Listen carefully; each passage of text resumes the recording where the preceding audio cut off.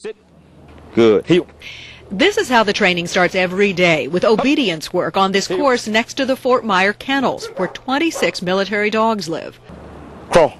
Staff Sergeant Laquan Daniel and his 3-year-old Dutch Shepherd Kylie have trained together for just a year, but the speed and precision of their work is impressive.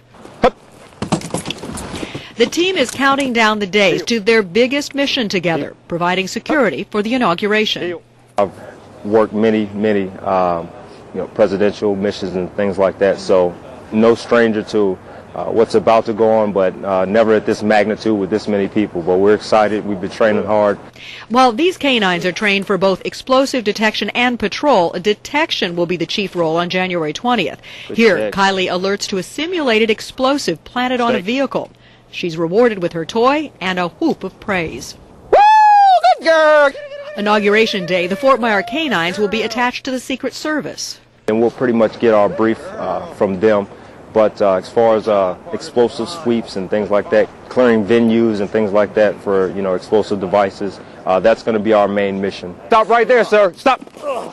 Staff Sergeant Daniel also showed us what Kylie is capable of if they encounter a threatening or non-compliant suspect.